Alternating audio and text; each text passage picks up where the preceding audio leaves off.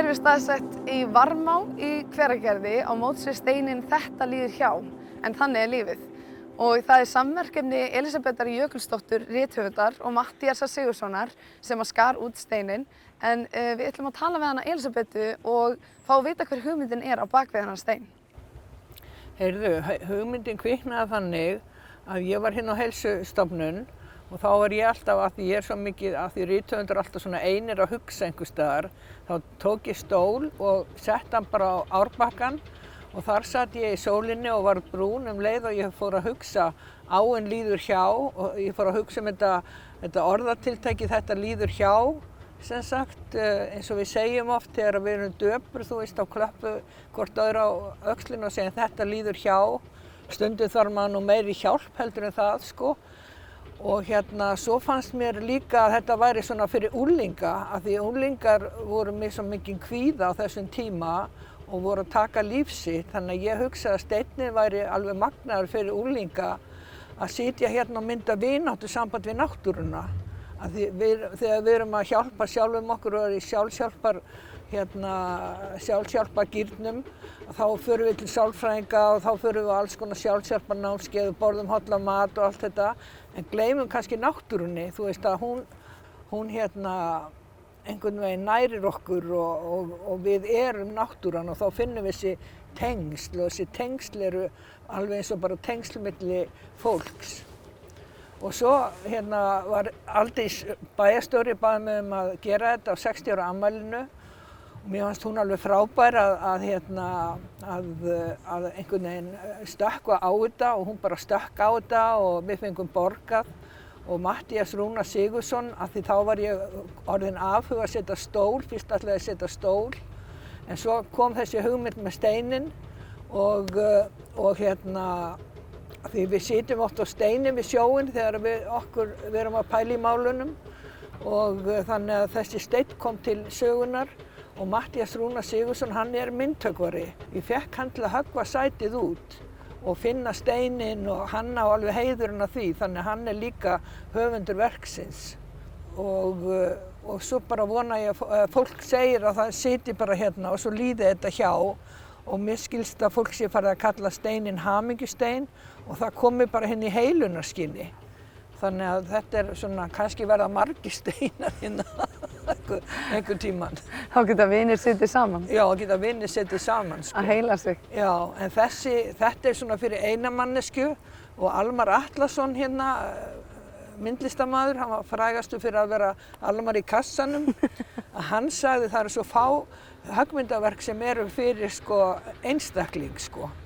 Þannig að ég var voða ánægð með það, sko, að hafa bara fyrir einn. Hér er maður bara einn með sjálfum sér, sko, einn með steininum. Já.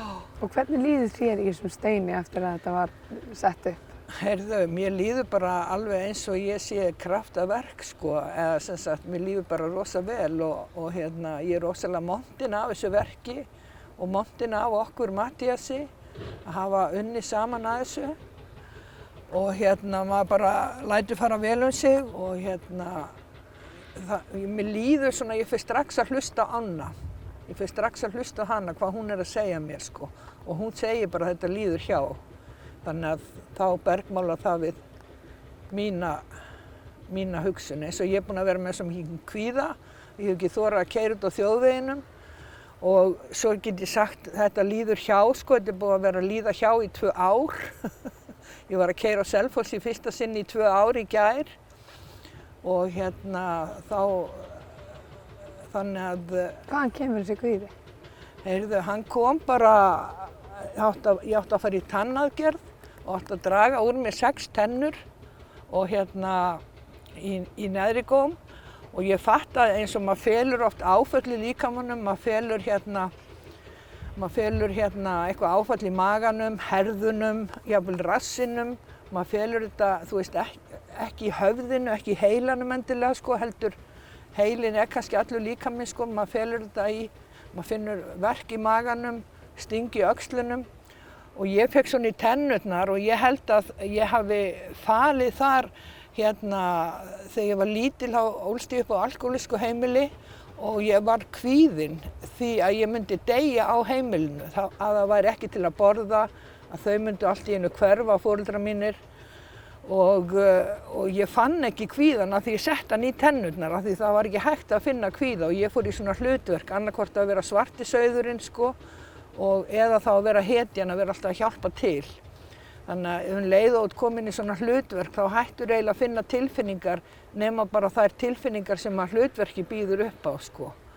Þannig að ég veit ekki hvort þú skilur þetta eða hvort að kameran skilur þetta en þetta hérna, ég held þetta hafi verið og upp úr því þá fékk ég bara kvíða og hérna ég þorði ekki að fara út í búð, ég þorði ekki að sitja í poka, ég þorði ekki að keyra, ég þorði ekki að labba út á götu, þorði ekki í sturtu, þorði ekki að elda mat og ég bara var ekki hæf sko í þjóðfélaginu náttúrulega. Og svo endaði með því að ég vildi ekki taka lyf af því ég var með einhverja svona fordóma fyrir lyfjum en svo fór ég að taka kvíðalyf og þá fór mér að batna og var líka í sálfræðimeðferð jafnhliða því sko. Hvernig finnst þér búið að vera hérna í Hveragerði seinustu 2 ár? Heyrðu, mér finnst það alveg frábært. Ég var fyrst í svona sorgarferli út á húsinu mínu sem ég hafði búið í 30 ár og þar gerðist allt sko. Ég fór í meðferð, var geðveik, skrifaði alla bækurnar og ól upp börnin og þú veist, allt gerði þetta bara hálf ævin sko. Þannig að ég var bara búin að breytast í húsi og húsið var búið að breytast í mig þannig að hérna, en svo þegar ég flutti hingað þá ég var bara rosalega fallegt heimili, leiðinlegt að geta ekki búið ykkur heim sko, eða ég get það náttúrulega alveg og hérna, þannig að, nei, mér líður alveg svakalega vel hérna og ég er búin að búa í 2 ár og búin að vara að ákveða það daginn að búa 3. árið. Ok. Hefur þessi steinn eitthvað með það að gera?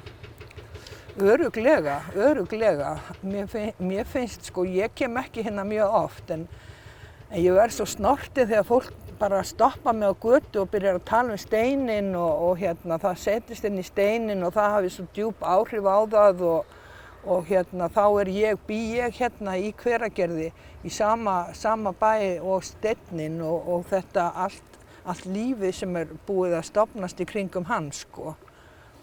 Þannig að hérna, já, þannig að... Hvernig heldur þetta muni hafa áhrif á framtíðar Hveragerðinga? Steinninn? Já. Það verður örugglega rosalega happy allir.